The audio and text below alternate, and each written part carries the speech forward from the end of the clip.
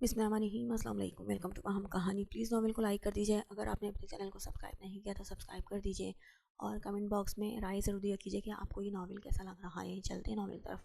میرا کچھ بولو تو صحیح 2 دن سے ہوش میں تھی، لیکن کسی کی بات کا کوئی جواب نہیں دے رہی تھی، نہ ہی چہرے پر کوئی ایکسپریشن تھی، بس آنکھیں بند کیے لیٹی رہتی تھی۔ عمر اس کے پاس سے بیڈ کی تھائی پر بیٹھا اس کی بات کرنے کا منتظر تھا۔ یہ عمل اسے اذیت دے رہا تھا، لیکن اتنا نہیں جتنا تب اذیت ناک تھا جب وہ ہوش میں نہیں تھی۔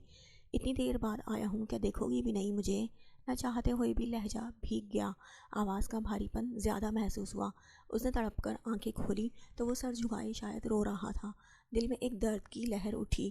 دنیا کا سب سے مشکل ترین کام مرد کو اپنے لیے روتا دیکھنا ہوتا ہے، جب عورت کا دل خود بخود نرم پڑ جاتا ہے۔ عمر ہلکی سی سرگوشی کی اور اس کے ہاتھ پر ہاتھ رکھا۔ کمزوری اس قدر تھی کہ خود بیٹھ نہیں سکتی تھی، لیکن پھر بھی ہمت کر کے تھوڑا سا بیٹھ کے سہارے سیدھی ہوئی اور عمر کے گرد بازو حائل کر گئی۔ کافی دیر دونوں ٹرانس کی حالت میں ایک دوسرے سے لگے روتے رہے۔ اگر تمہیں کچھ ہو جاتا تو میں بھی مر جاتا، اس کے بالوں میں ہونٹ رکھ کر اسے خود میں بھینچتے ہوئے کہا۔ عمر تھوڑا سا پیچھے ہو کر اس کے ہاتھ کو پکڑ کر بولی، بولو، طرز کیا ہوں میں تمہیں سننے کو۔ اس کے ہاتھوں کو آنکھوں سے لگا کر جذبات سے لبریز لہجے میں بولا، آپ شادی کر لیں، آپ دوسری شادی کر لیں، میں آپ کو اجازت دیتی ہوں۔ بولتے ہوئے اس کے چہرے کے تاثرات سپاٹ تھے، جبکہ آنکھیں نمکین پانی سے بھر چکی تھیں۔ مرحا چپ، بالکل چپ، کوئی بات نہیں سننی اس بارے میں۔ نہ مجھے بچے چاہیے، نہ مجھے کوئی اور چاہت ہے، مجھے بس اپنی بیوی چاہیے۔ اس کی آنکھوں کے آنسو صاف کرتے ہوئے بولا، انشاءاللہ انشاءاللہ ہم بہت جلد صاحب اولاد ہوں گے، اس بار تمہاری یہ خواہش پوری کر دینی ہے۔ اس کے ماتھے پر لب رکھ کر پیچھے ہوا، جبکہ مرحا کا دل کٹ گیا۔ کہاں سے لائے وہ حوصلہ اسے بتانے کا؟ بیڈ سے ٹیک لگا کر آنکھیں موند گئی۔ ہر چیز سے دل اچاٹ ہو چکا تھا۔ دوسرے دن کی شام ہونے کو آئی، لیکن دروازہ کھولنے کا حکم نہیں ملا۔ پہلے تو دوپہر تک کمرے میں خاموشی تھی، لیکن اچانک سے طوفان بدتمیزی اٹھا۔ اندر سے چیزوں کے ٹوٹنے اور ماہرخ کے رونے کی آوازیں مسلسل آ رہی تھیں۔ اس وقت رحاب کو تیار کروا کر اس کے پہلو میں بٹھایا گیا تھا۔ سفید رنگ کی فراک جس پر سنہری دھاگے سے کام کیا گیا تھا، گھونگھٹ کو تھوڑی تک گرایا گیا تھا، جس کی وجہ سے اس کا چہرہ نظر نہیں آ رہا تھا۔ ایک طرف صوفے پر سبحان، جبکہ سامنے دادی صاحب گردن اکڑائی بیٹھی اپنے پوتے کی فرما برداریاں دیکھ رہی تھی۔ رحاب کی طرف سے کوئی نکاح میں شامل نہ تھا، کیونکہ وہ بن ماں باپ کی اولاد تھی، جبکہ خانم بیگم بھی اپنے کمرے میں موجود تھی۔ وہ اس بات پر خوش نہیں تھی۔ 3-4 گواہ تھے اور ایک مولانا صاحب، جو رجسٹر پر کچھ لکھ رہے تھے۔ رحاب، حاتم ولد میر حاتم آپ کو میر موسیٰ زرق ولد میر ہاشم کے نکاح میں بآوض 10 لاکھ سکہ رائج الوقت دیا جاتا ہے کہ آپ کو نکاح قبول ہے؟ رجسٹر پر دیکھتے ہوئے مدھم آواز میں مولوی صاحب گویا ہوئے تو چند سیکنڈ کی خاموشی حائل ہوئی۔ موسیٰ نے اپنی مغرور نظریں اس کی طرف اٹھائیں، جو گردن اکڑائے بیٹھی اپنی فراک کا پلو سنبھال رہی تھی۔ 1 2 3 4 بار مسلسل خاموشی تھی۔ مولانا نے موسیٰ کی طرف دیکھا، جو پہلے ہی بھپرے ہوئے شیر کی طرح بیٹھا اپنے قدموں کو گھور رہا تھا۔ رحاب، بیٹا بولو۔ دادی صاحب کی چہکتی آواز کانوں میں پڑی تو نظریں اٹھا کر گھونگھٹ میں اس کی طرف دیکھا۔ نہیں، مجھے قبول نہیں، یہ سب میرے ساتھ زبردستی کر رہے ہیں، میری مرضی نہیں ہے اس نکاح میں۔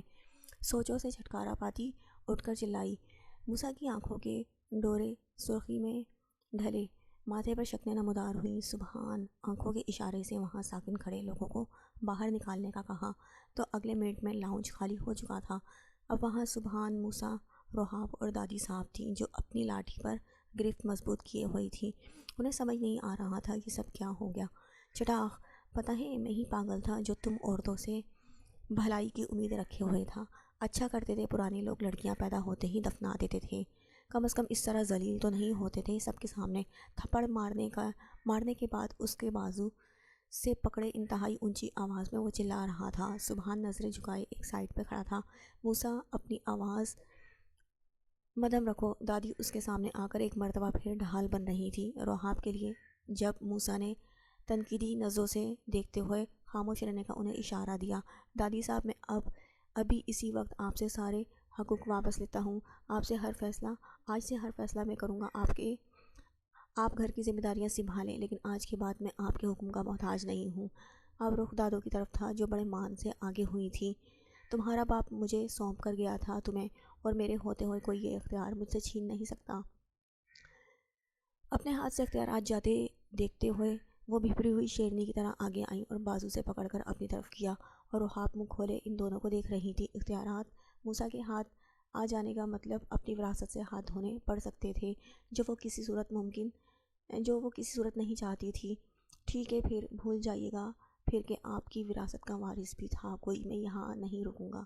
ایک ہاتھ سے رحاب کا دوپٹہ چہرے سے ہٹا کر اس کے چہرے پر اپنے ہاتھ کی چھاپ دیکھی جو اسے معتبر کر رہی تھی، جبکہ دادی صاحب اب لڑکھڑا کر صوفے کے سہارے کھڑی تھی۔ موسیٰ نے صحیح جگہ وار کیا تھا جو خالی نہیں گیا تھا۔ اب اپنے اکلوتے وارث کو یہاں سے بھیجنا ایک احمقانہ فیصلہ تھا جو کوئی بھی نہیں کر سکتا تھا۔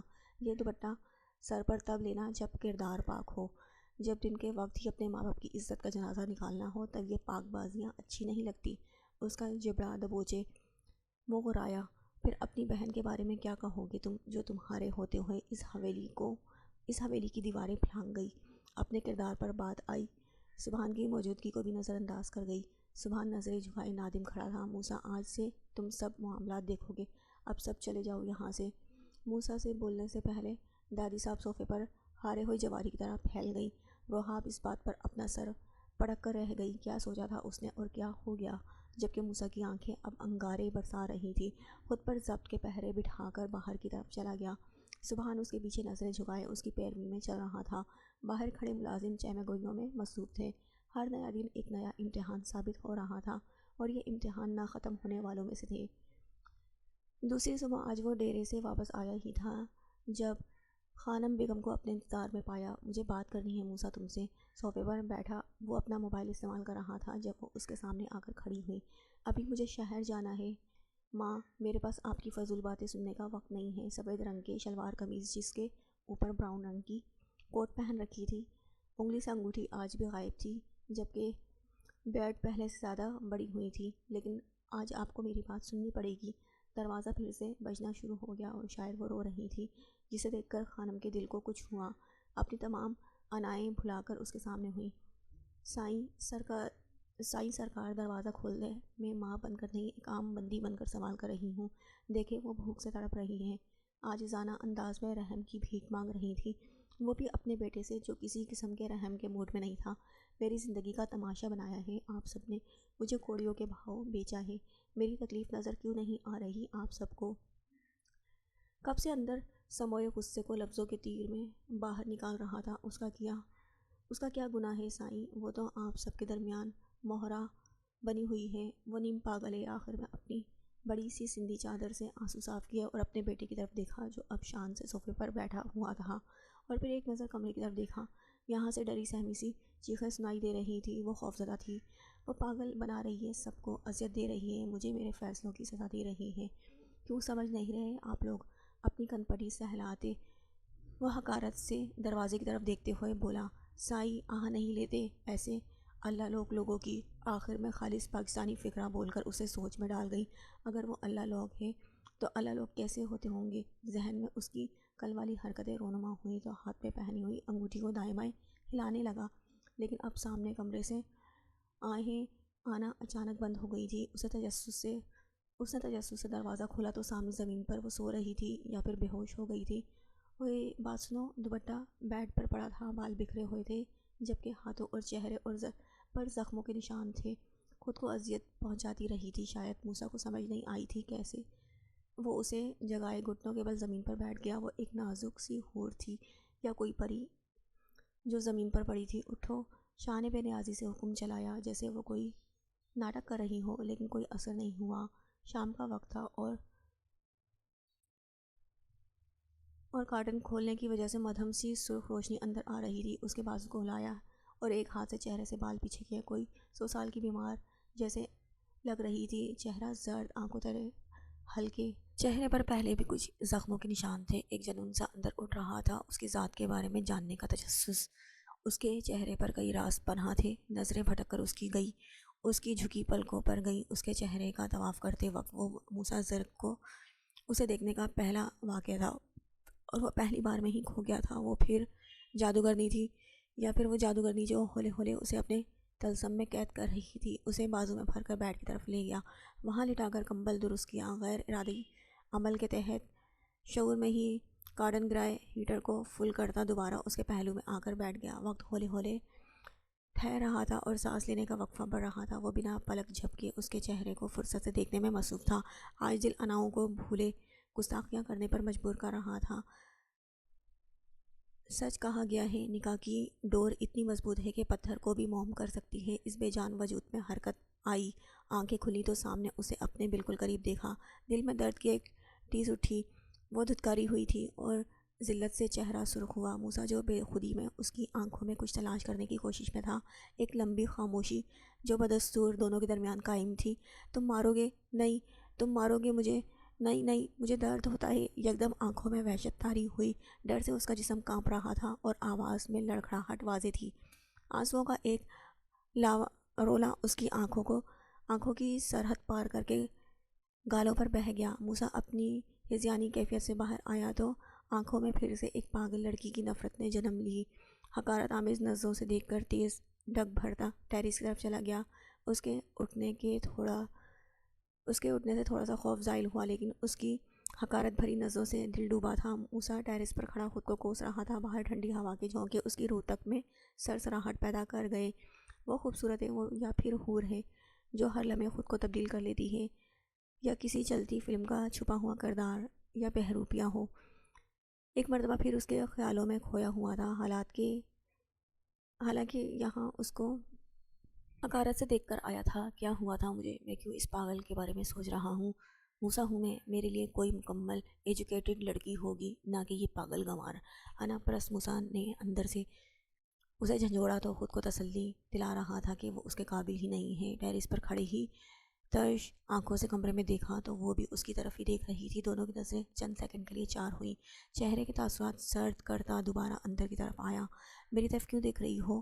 منہ پھلائے اس کی طرف آیا، لیکن نظریں بالکل بھی اس کی طرف نہیں کی تھی۔ معروف کو حیرانی ہوئی تھی، پہلی بار خود مخاطب کر رہا تھا۔ دل الگ ترنگ میں دھڑکا۔ باہر اندھیرے میں منڈلاتے جگنو ٹھہر ٹھہر کر کھڑکیوں سے جھانک رہے تھے۔ ٹیرس کا دروازہ کھلنے کی وجہ سے ہوا کے سرد جھونکے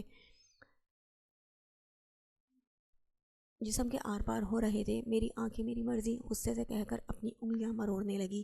میں آنکھیں نکال دیتا ہوں جو مجھے غلط نظر سے دیکھتے ہیں۔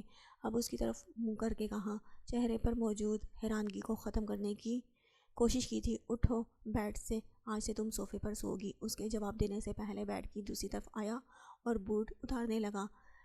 جو بھی ہو رہا تھا غلط ہو رہا تھا۔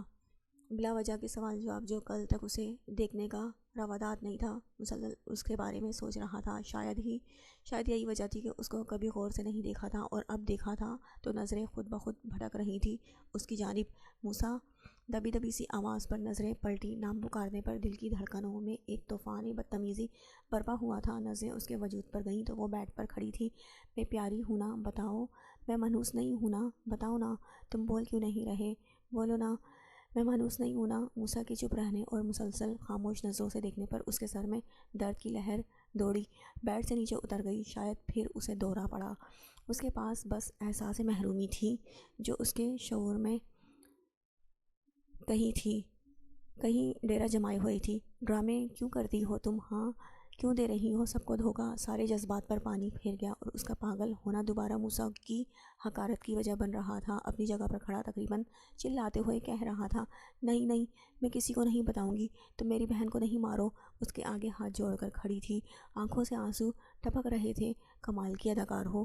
تمہیں ہماری زندگیوں سے کھیلنے کے علاوہ یہ پروفیشن بھی اپنانا چاہیے۔ طنز کرتا اپنے بوٹ دوبارہ پہن رہا تھا، جبکہ وہ الماری سے لگی کانپ رہی تھی۔ خون خون خون، یہ خون! آنکھیں زور سے میچتے زیر لب دہرا رہی تھی۔ موسیٰ کے ماتھے پر بل ہر لمحے گہرے ہو رہے تھے۔ میری بہن! زور سے چلائی اور موسیٰ کا ضبط جواب دے گیا۔ تیز تیز قدم اٹھاتا باہر گیا اور جاتے ہوئے دروازہ اتنی زور سے مارا کہ زمین بوس ہونے سے بچا تھا۔ کھانا دے دو اسے اور کچھ پین کلرز بھی دے دینا۔ کچن کے سامنے کھڑا اب اندر کھڑی ملازمہ کو حکم دے رہا تھا، جو تھوڑی سی حیران ضرور ہوئی تھی کیونکہ آج تک وہ کچن کے دروازے تک نہیں آیا تھا۔ ہر چیز اس کے ٹائم کے مطابق اس کی دسترس میں چلی جاتی تھی۔ وہ خود موبائل سے نظریں ہٹائے اس کو دیکھ کر واپس جاتے ہوئے رکا۔ فریش جوس بھی لے جانا، کہتے ہوئے رکا نہیں بلکہ راہداری سے ہوتا ہوا باہر چلا گیا۔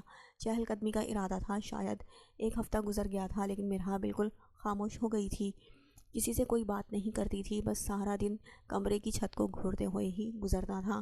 عمر بہت کوشش کر چکا تھا لیکن وہ بولنے کو تیار ہی نہیں تھی۔ ڈاکٹر نے کمپلیٹ بیڈ ریسٹ کا کہا تھا، جس پر عمل عمر کے غصے کی وجہ سے ہو رہا تھا۔ حیرت انگیز بات تو یہ تھی کہ نگہت بیگم نے اس سے پوچھا نہیں تھا، نہ جاننے کی کوشش کی تھی۔ اس نے جان لینے کی کوشش کیوں کی؟ نہ ہی عمر اس متعلق کوئی بات کرتا تھا۔ اسے سلانے سے پہلے پتہ نہیں کون سی باتیں سناتا تھا، اسے سننے کی کوشش کرتا لیکن وہ خاموشی سے اس کے سینے پر سر رکھے آنکھیں مندے رکھتی تھی۔ عمر جانتا تھا وہ ساری رات سو نہیں پاتی، لیکن اس سوال کا جواب بھی اس کے پاس نہیں تھا۔ میرو یار، آج تو کچن صاف کرنے میں بہت ٹائم لگا ہے میرا۔ بریانی بنانے سے بہتر ہے بندہ چاول بوائل کر لے۔ واش روم سے نہا کر نکلا، ساتھ ساتھ اپنے بالوں میں ٹاول چلا رہا تھا اور ساتھ خوشگوار انداز میں میرا کو باتیں سنا رہا تھا، جو بالکل سپاٹ چہرے کے ساتھ چھت کو گھورنے میں مصروف تھی۔ میں نے خودکشی کرنے کی کوشش اس لیے کی، میرا آنکھیں بند کر کے بغیر مخاطب کیے اسے بتانے لگی۔ جب سے گھر آئی تھی یہ پہلی بار تھا کہ وہ بولی تھی، پتہ نہیں تم کیسے کچن سنبھالتی ہو یار، اس بات پر تمہارا انعام تو بنتا ہے۔ اس کی بات کو درمیان میں کاٹ کر ایسے ظاہر کر رہا تھا جیسے سنا ہی نہ ہو۔ میری بات سنیں، آنکھیں بند کیے ہی بولی، نہیں سننی تمہاری بات، تم میری سنو۔ ٹاول بیڈ پر پھینک کر میرا کی طرف دیکھا جس کا چہرہ زرد تھا، ہاتھ کو سر کے نیچے رکھا ہوا تھا جبکہ دوسرے سے تکیے کو پکڑ رکھا تھا۔ میرا، کیا ہم دونوں ایک دوسرے کے لیے کافی نہیں ہیں؟ بیڈ پر لیٹتے ہی میرا کا سر اٹھا کر اپنے سینے پر رکھا اور اس کی پشت کو سہلا رہا تھا۔ عمر میں کبھی آپ کو، میرا چپ کرو یار، مجھے کچھ نہیں سننا، بس تمہاری دھڑکنیں سننی ہیں، تمہیں محسوس کرنا ہے۔ سال سے زیادہ عرصہ ہم ایک دوسرے سے دور رہے ہیں، میں تمہاری آواز سننے کو ترسا ہوں، تمہاری مسکراہٹ کو دیکھنے کے لیے تڑپا ہوں۔ کیا میرے جذبات کوئی مقام نہیں رکھتے تمہاری نظر میں؟ وہ بہت آسانی سے بات کو پلٹ چکا تھا۔ میں نے یہ نہیں کہا عمر، بھرائی ہوئی آواز میں وہ بولی، ساتھ ہی اس کی شرٹ کے بٹنوں سے چھیڑ چھاڑ کر رہی تھی۔ اب ایک مرتبہ پھر دونوں چپ تھے، درمیان میں خاموشی کی دیوار حائل ہو چکی تھی۔ کمرے میں بس کلاک کی ٹک ٹک کی آوازیں آ رہی تھیں جو خاموشی کو توڑ رہی تھی۔ مجھے نیند نہیں آتی عمر، میں ساری رات تمہارے آنے کا انتظار کرتی تھی، میری راتیں طویل ہو گئی، انتظار لا حاصل تھا۔ کئی مرتبہ میں روتے ہوئے سو جاتی تھی لیکن آپ نہیں آئے، اور جب انتظار ختم ہوا میں آپ کے قابل نہیں رہی۔ سوچتے ہوئے اس کی آنکھوں کے بند ٹوٹے اور عمر کا سینہ بھگونے لگے بنا آواز کیے رونے میں۔ اب وہ مگن تھی، اب وہ ہچکیوں میں اس کا رونا بدل چکا تھا، جبکہ عمر اپنی سانسوں کو ہموار رکھنے، اس کے دل میں بھرا غبار نکالنے کے انتظار میں تھا۔ ابھی بھی ایک ہاتھ سے اس کی کمر سہلا رہا تھا جبکہ اب اس کا ضب جواب دے رہا تھا۔ چپکے سے ایک آنسو نکل کر بالوں میں جذب ہو گیا۔ میرا اس کے بالوں پر لب رکھتے ہوئے اسے مخاطب کیا جس کی ہچکیاں ابھی جاری تھیں۔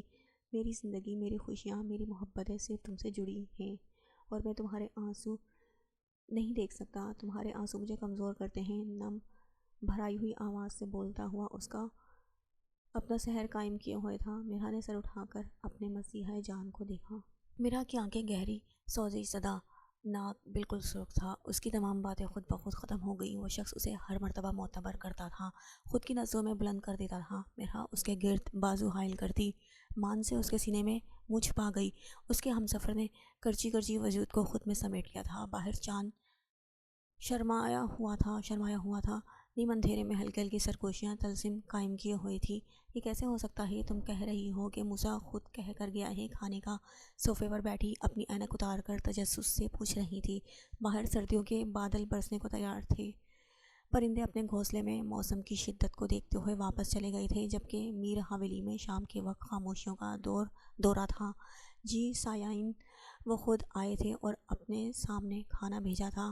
ہاتھوں کو پہلو میں گرائے وہ مؤدبانہ انداز میں بتا رہی تھی، آج سے گھر میں سارا کام میری مرضی سے ہوگا، میرے حکم کے آگے موسیٰ کی بات کو اہمیت نہیں دی جائے گی اور اس لڑکی کو اتنی اہمیت دینے کی ضرورت نہیں۔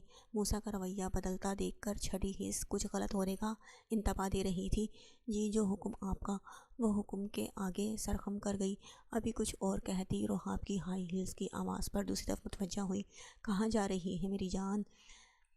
پیار سے پچکارتے ہوئے گویا ہوئی، جہنم میں جا رہی ہوں، اور میرے کاموں میں زیادہ انٹرفیئر مت کیا کریں۔ غصہ پہلے ہی ناک پر سوار تھا۔ ان کی انویسٹیگیشن دیکھ کر سوا نیزے پر ہوا۔ فاروق، گاڑی نکالو۔ دادی صاحب کو حیران چھوڑ کر خود راہداری سے ہوتی ہوئی گراج میں آ چکی تھی۔ صاحب کا حکم ہے، آپ گھر سے باہر نہیں جا سکتی۔ چھوٹی بیوی سر جھکائے جواب دیا گیا۔ ایک جھٹکے سے اس کی بلیٹ سے گن نکال کر کنپٹی پر رکھ دی۔ اگر آئندہ کسی کے کہنے پر مجھے انکار کیا تو سیدھا قبر میں جاؤ گے۔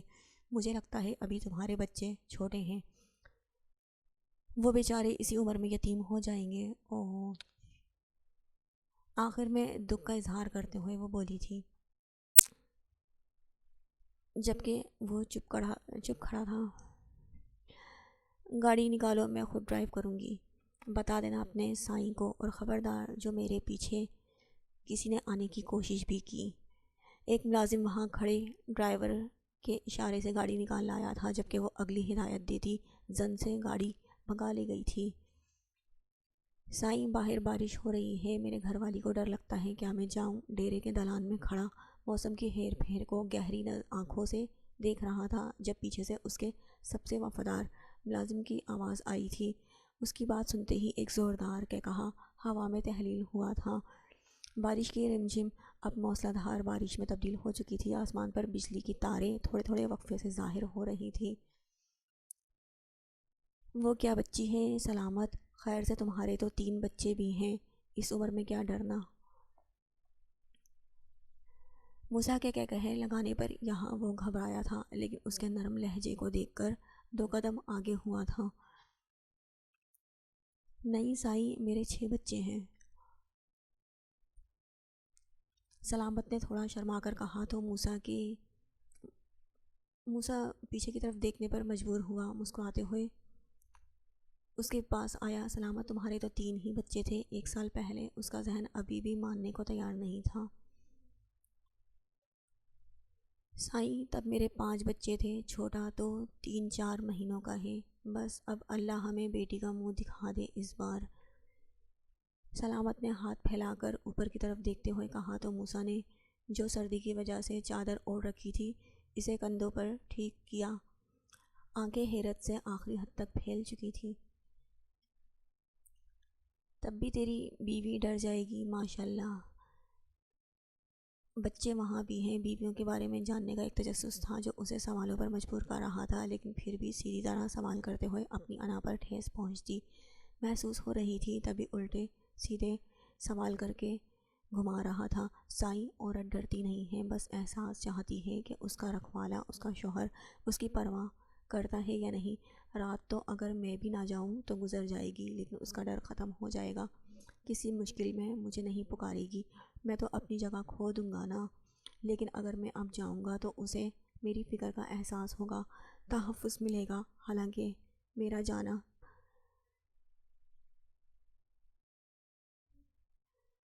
کون سا ضروری ہے، لیکن محبت ضرور نئے سرے سے جنم لے گی۔ موسیٰ کے تو چاروں طبق روشن ہوئے۔ اسے لگا وہ ساری باتیں اسے سنا رہا ہے۔ چہرے کے تاثرات سرد ہوئے، جبکہ بارش کا طوفان ابھی بھی زوروں پر تھا۔ آج تم نہیں جاؤ گے گھر؟ اور ہاں، سارے پاکستان کی آبادی کا ذمہ تم نے اٹھا رکھا ہے، کوئی احتیاط برت لو۔ 6 بچوں کا سوچ کر جھرجھری لی۔ تیز تیز ڈگ بھرتا بارش میں بھیگتے ہوئے گاڑی میں آ کر بیٹھ گیا۔ اب بادلوں کی گرج ابھی بھی ماحول میں وحشت قائم کیے ہوئی تھی۔ گاڑی فراٹے بھرتی حویلی کے راستے پر گامزن ہوئی، جبکہ پیچھے کھڑا سلامت سر پر ہاتھ مار کر رہ گیا۔ سلامتے، کوئی فائدہ نہیں ہوا تیری یہ ایموشنل بلیک میلنگ کا۔ سائیں بہت سخت دل انسان ہے۔ پیچھے سے آتی فرحان کی آواز پر وہ پیچھے ہوا۔ کمینے، تیرا ہی آئیڈیا تھا۔ اس پر جھپٹا تو فضا میں کہقہوں کی گونج اٹھی۔ رحاب، یہ کیا کیا تم نے؟ ایک مرتبہ سوچ تو لیتی، شادی کر کے کون سا کچھ ہو جانا تھا جو تم نے انکار کر دیا؟ سامنے بیٹھے لڑکے نے حیرت سے کہا تھا۔ اوہو ارحم، مشکل تھی میرے لیے تمہارے ہوتے ہوئے میں کسی کو کیسے اپنا سکتی ہوں، کسی کی کیسے ہو سکتی ہوں؟ اس کے ہاتھ پر ہاتھ رکھ کر ادا سے کہا گیا۔ لیکن اب بھول جانا پھر اپنی ساری پراپرٹی کو۔ اس کو قابو کرتے ہوئے بولا، پھر کیا کروں؟ چیئر کو گھسیٹ کر اس کے پاس کیا اور ارحم کے ہاتھ اپنے ہاتھوں میں لیتی ہوئی وہ بولی تھی، موسیٰ کو اپنے قابو میں کرو اور نازک موقع پر پیپرز پر سائن کروا لو۔ ایک ہاتھ اس پر رکھتا گہرا مسکرایا، اس کی پیٹھ پر رکھتا گہرا مسکرایا۔ ٹھیک ہے، میں کروں گی، تم ناراض مت ہو۔ وہ لڑکی جو گھر والوں کے سامنے ایک سیسا پلائی ہوئی دیوار تھی، اس کے سامنے بالکل معصوم بچے کی طرح توجہ کی طلبگار تھی۔ گاڑی حویلی کے دراز گیٹ سے ہوتی ہوئی گیراج تک آئی تو موسیٰ تقریباً بھاگتا ہوا گیراج سے راہداری تک گیا تو اتنی تیز بارش میں بھیگ چکا تھا۔ ابھی ارادہ کمرے میں جانے کا تھا لیکن سامنے دادی صاحب کو اپنا منتظر پایا۔ موسیٰ، ہم آپ کا کھانے پر انتظار کر رہے ہیں۔ حکم دیتے ہی کھانے کی میز سربراہی کرسی پر وہ براجمان ہوئی۔ میں فریش ہو کر آتا ہوں۔ اپنے کپڑوں پر ایک نظر ڈالتے ہوئے وہ گویا ہوا۔ موسیٰ رکو۔ موسیٰ کو سیڑھیوں کی طرف جاتا دیکھ کر وہ پکار بیٹھی۔ موسیٰ کے چہرے کے تاثرات سیکنڈز میں بدلے۔ پیچھے سے آواز دینے والوں پر ماتھا ٹھنکا تھا۔ تم اوپر کیوں جاتے ہو؟ نیچے رہا کرو، مت بھولو کہ وہ بدلے کے عوض لائی گئی لڑکی ہے۔ موسیٰ کے دن بدن بدلتے تیور کچھ غلط ہونے کی نشاندہی کر رہے تھے اور ایسا اپنی آنکھوں کے سامنے ہوتے دینا اپنے پیروں پر کلہاڑی مارنے کے مترادف تھا۔ وہ میری بیوی ہے، میرے خاندان کی عزت ہے، اس بات کو ذہن میں رکھا کریں۔ بار بار اس سے اس کی شناخت مت چھینا کریں۔ میں اب اپنے کمرے میں ہی رہوں گا۔ دو ٹوک انداز میں کہتا سیڑھیاں پھلانگنے لگا۔ آخری سیڑھی پر رکا۔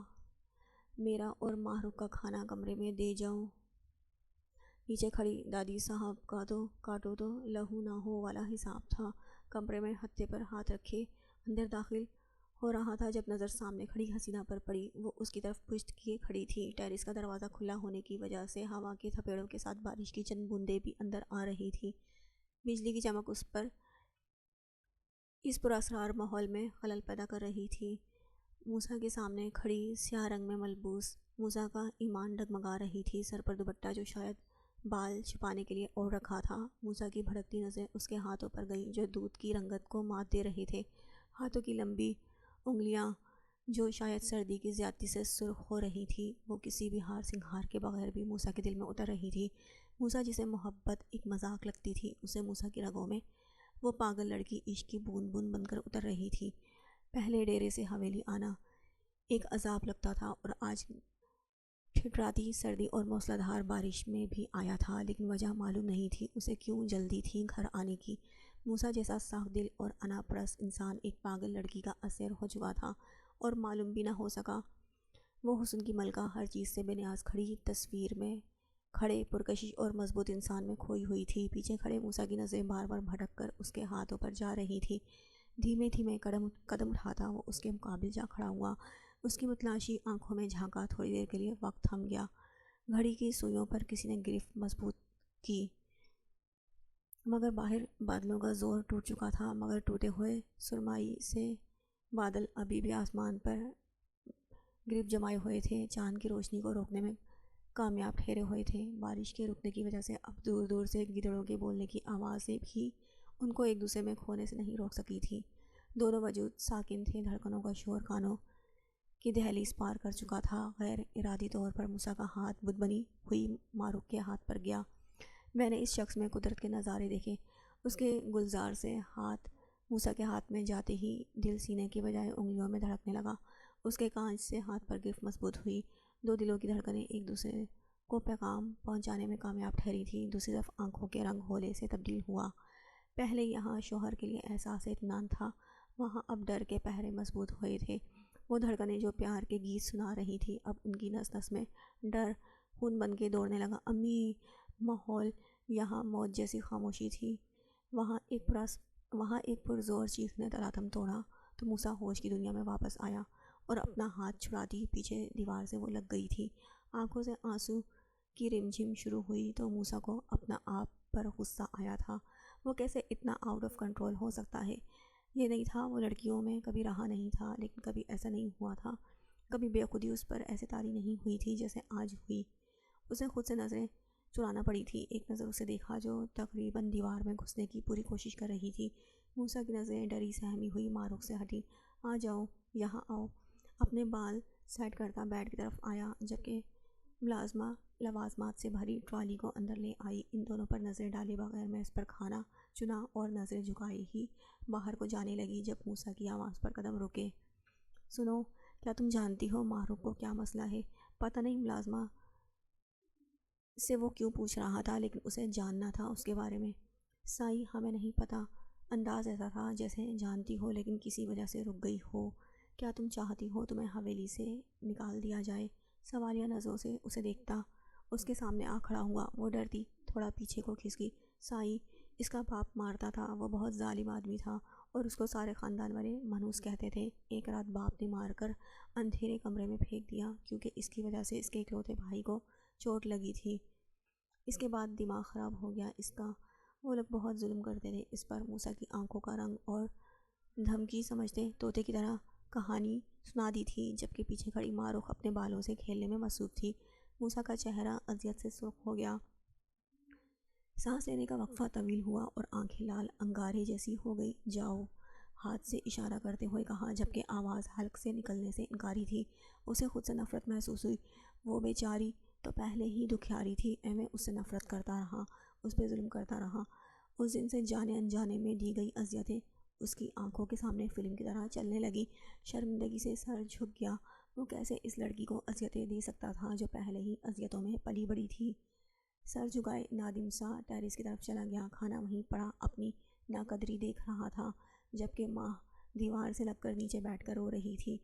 کمزور وہ تھی، کمزور تو وہ تھا، کمزور وہ نہیں تھی، کمزور تو وہ تھا جس نے ایک عورت کو بدلہ لینے کے لیے مختص کیا تھا۔ سردیوں میں بھی وہ بغیر بلینکٹ کے سو لیتی تھی، سخت سے سخت بخار کو شکست دے دیتی تھی۔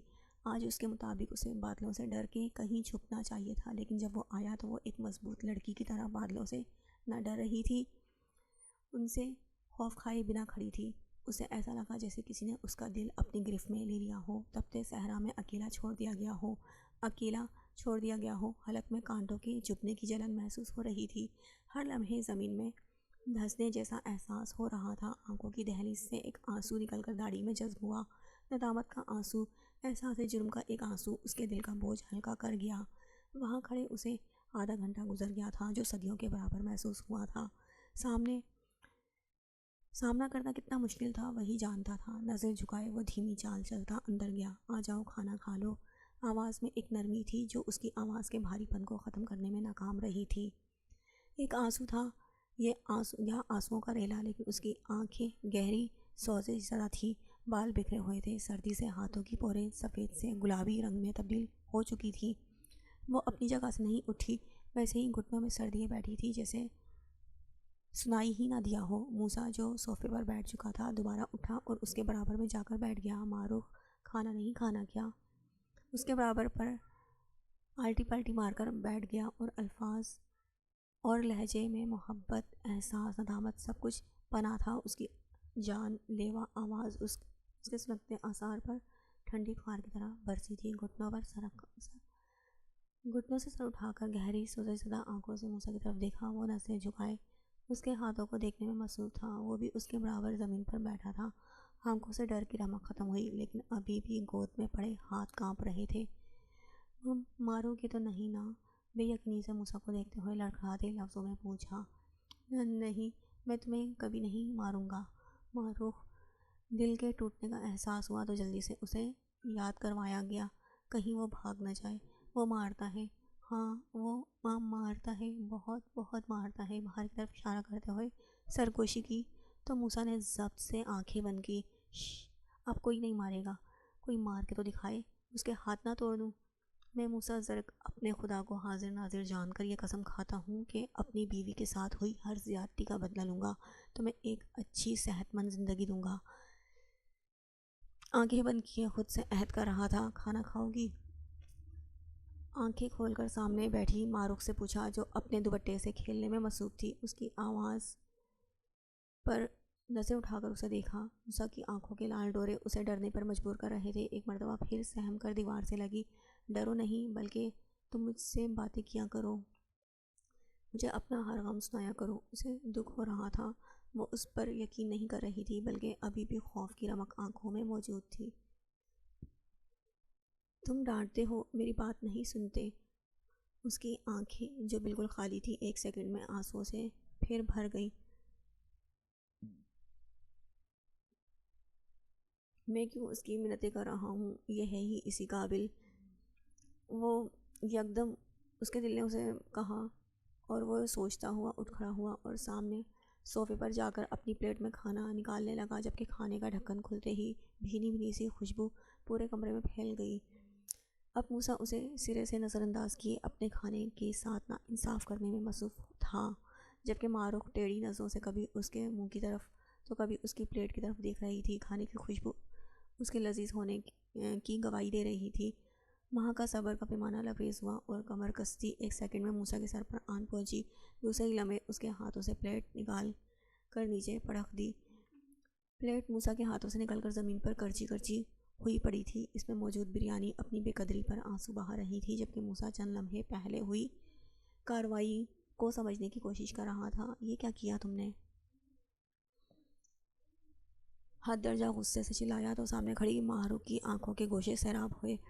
موسیٰ کی چیختی آواز سے ہاتھ پاؤں پھول گئے، سیاہ دوپٹے کو ہاتھوں میں دبوچے قدم قدم پیچھے ہو رہی تھی۔ میں نے نہیں کیا، میں نے جان بوجھ کے نہیں کیا۔ دیوار سے لگ کر نیچی آواز میں منائی تو موسیٰ کے ماتھے پر پڑی سلوٹیں چند سیکنڈ میں ہی دور ہو گئی تھیں۔ ادھر آؤ، کھانا کھاؤ۔